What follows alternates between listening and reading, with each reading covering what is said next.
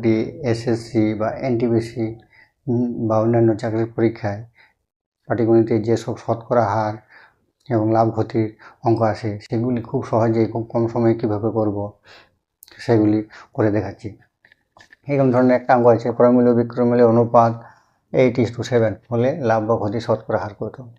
তো আমরা এখানে ওএক্স না ধরে আমরা প্রথমে যেটা অনুপাত আছে সেটাই ক্রয়মূল্য বিক্রয়মূল্য ধরে নেব। তাহলে ক্রয়মূল্যের অনুপাত 8 আছে 8, বিক্রয়মূল্যের অনুপাত 7 আছে 7 ধরে নিলাম। তাহলে লাভের শতকরা বলেছে, অর্থাৎ 100-তে কত সেটা বাই করব। যেহেতু ক্রয়মূল্য থেকে বিক্রয়মূল্য কম তাই ক্ষতি হবে।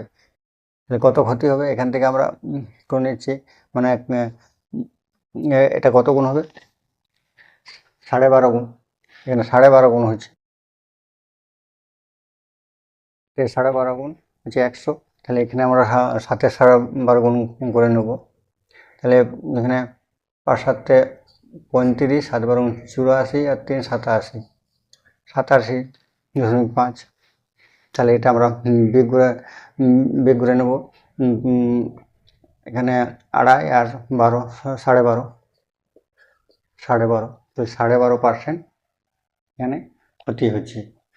এইভাবে অঙ্কগুলি আমরা খুব সহজেই খুব কম সময়ে করে নিতে পারি।